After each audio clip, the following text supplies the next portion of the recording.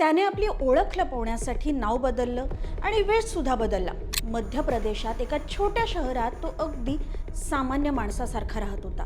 एका फॅक्टरीत सुपरवायझरची नोकरी, साधं शांत आयुष्य, ना कोणाला संशय ना कोणाला काहीही माहीत। पण खरी गोष्ट काही वेगळीच होती। तो कोणी साधा माणूस नव्हता, तो भारतीय सैन्यातला माजी कॅप्टन होता, ज्याला स्वतःच्या पत्नीच्या हत्येप्रकरणी जन्मठेपेची शिक्षा झाली होती। 5 वर्ष तुरुंगात घालवल्यानंतर तो फरार झाला आणि मागच्या 4 वर्षांपासून पोलिसांच्या हाती लागत नव्हता।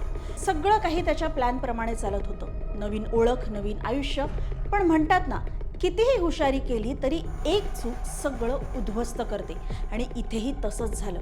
इतकी वर्ष लपून राहिलेला हा व्यक्ती LPG गॅस नोंदवला आणि पुन्हा पकडला गेला। पण इथूनच कथेला वेगळं वळण मिळतं।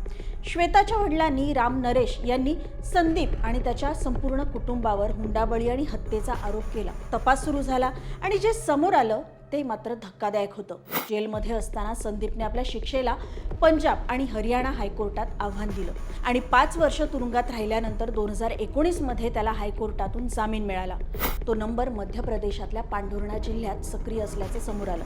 मात्र टॉवर लोकेशनमधून फक्त परिसर कळत होता, अचूक ठिकाण नाही। मग टीमने आणखी एक पाऊल पुढे टाकलं। या नंबरचा वापर आणखी कुठे कुठे होतोय ते तपासलं गेलं आणि इथे दुसरा मोठा क्लू मिळाला।